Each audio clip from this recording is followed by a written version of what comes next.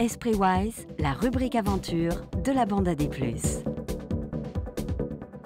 Esprit Wise, c'est un nouveau rendez-vous en partenariat avec la jeune marque française de vêtements de course technique Wise, créée par les trailers, le couple de trailers Guillaume Bocas et Axel Nardou, dans laquelle on vous parle de course à pied sans dossard, de off, d'itinérance et de voyage en courant. Dans ce segment de l'émission, nous vous racontons des histoires inspirantes d'athlètes qui se lancent ou réalisent des projets aventureux, sans forcément parler de performance. C'est la rubrique des pas de côté en sentier. Et on espère, pourquoi pas, durant cette année, vous donner de belles idées.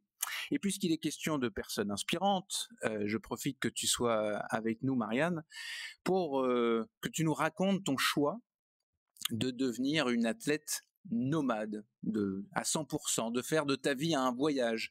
Alors la première question est toute bête, même si j'ai déjà un peu la réponse, puisque toi aussi tu avais répondu à quelques questions de Distance Plus. Pourquoi faire ce choix de ne pas avoir de chez toi et de voyager en permanence? En fait, c'est drôle parce que je trouve qu'il y a pas un très gros changement à la façon dont je vivais avant, mais c'est juste que j'ai rendu le tout officiel en quelque sorte.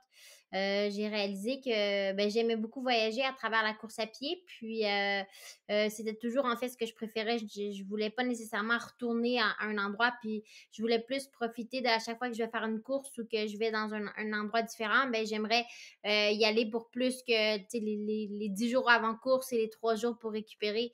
J'ai décidé au lieu de garder un appartement qui inclut beaucoup trop de choses que je n'ai pas besoin.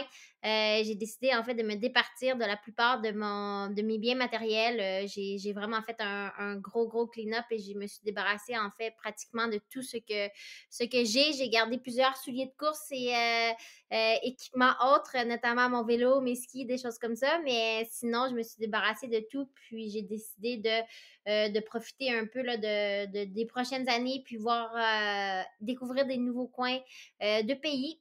Puis en fait, ça me permet aussi de moins voyager en quelque sorte. C'est sûr que si je retournais toujours à Montréal quand je fais des courses à l'international, je trouvais que ça faisait du voyagement qui était vraiment pas nécessaire. Donc, c'est aussi ce qui a un peu motivé ma décision. Tu continues de travailler à distance, hein. T'as pas arrêté de travailler, tu es une athlète pro, mais tu as besoin encore de garder cet attachement-là à ton travail. Cet Ouais. équilibre pour revenir à... Oui, pour moi, ça me fait du bien d'avoir quelque chose d'autre. Je pense que je reconnais que je suis quelqu'un de très intense et puis si j'ai pas cet équilibre de travail qui diminue un peu mon intensité, je pense que j'augmente mon risque de blessure qui est déjà assez élevé. Donc, j'ai décidé de garder là, mon travail effectivement, mais ceci étant dit, j'ai réduit quand même mon nombre total d'heures et puis ça m'amène un meilleur équilibre, là. Donc, je pense que c'est une formule gagnante pour moi en ce moment, mais je dis toujours qu'on s'adapte au jour le jour. C'est pas parce qu'on travaille aujourd'hui qu'on va nécessairement travailler demain ou c'est pas parce qu'on est pro aujourd'hui qu'on va être pro demain. Et puis, j'aime mieux voir la réalité un peu là, à chaque jour, puis évaluer qu'est-ce qui est bon pour moi à ce moment-là. Quels sont les avantages et peut-être les inconvénients de cette nouvelle vie après quelques semaines d'expérimentation, même si ça ressemble pas mal à ce que tu faisais auparavant? Pour moi, c'est toute une question de simplicité. Je trouve ça plus facile justement de ne pas avoir à gérer une maison, des apparts, un loyer, internet, des dépenses superflues un peu là, des choses que j'ai pas nécessairement besoin. Mais c'est sûr que ça complexifie un peu les choses dans le sens qu'il faut être plus organisé de comment on voyage. Et puis tout ça. Donc, je dirais que ça, c'est probablement l'inconvénient, je pense, c'est et surtout quand on fait des sports croisés. Je pense que cet été, ça va être un peu mieux quand je vais avoir juste mon vélo ou mes souliers de course, tandis que là, par exemple, voyager avec mes skis, mon vélo, puis plusieurs souliers de course. D'ailleurs, j'ai pris le train, là, j'ai traversé la France en train avec tout cet équipement, puis ça a été quand même un enjeu. Donc, c'est sûr qu'il y a ses inconvénients, mais pour le moment, j'en vois beaucoup de bénéfices dans le sens que je trouve ça le fun. À chaque fois, c'est différent. Chaque semaine est différente, en fait. Et puis, ça travaille encore plus ma capacité d'adaptation.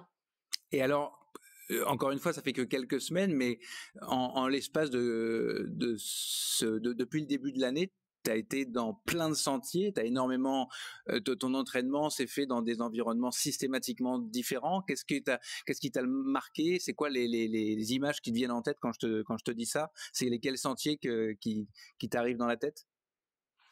Ben, c'est sûr que là, je reviens justement de la Catalogne pour faire plaisir à Robin, ne pas dire l'Espagne. Donc, c'est des super belles trails que j'ai beaucoup adoré. En fait, moi, j'ai toujours eu un penchant pour les trails qui sont, en fait, juste sur le bord de l'eau. Donc, j'ai beaucoup apprécié ce coin-là.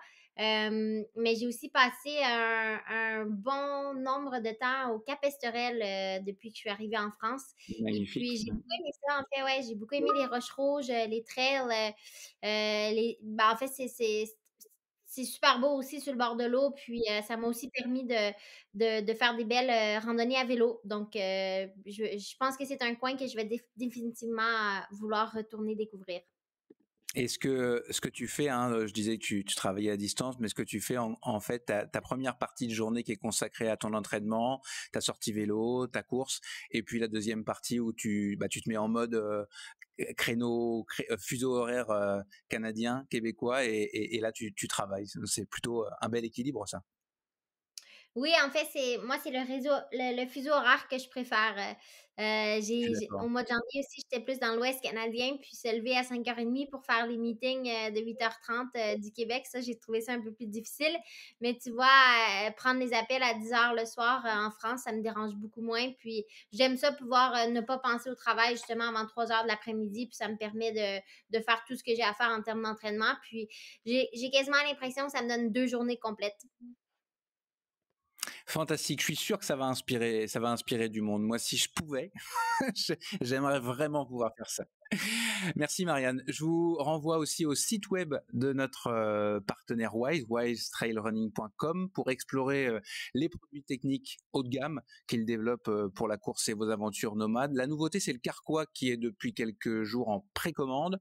Comme la plupart des produits Wise, il a été créé en co-développement avec la communauté. Ce Carquois se distingue notamment par une ouverture XXL pour ne pas avoir de difficulté à glisser vos bâtons, et un haut qui est rigide et sans couture pour ne pas avoir de difficulté, pour supprimer les petits bruits que peuvent faire les bâtons avec les vibrations et les frottements. Et puis il s'adapte à d'autres sacs que celui conçu par Wise, par exemple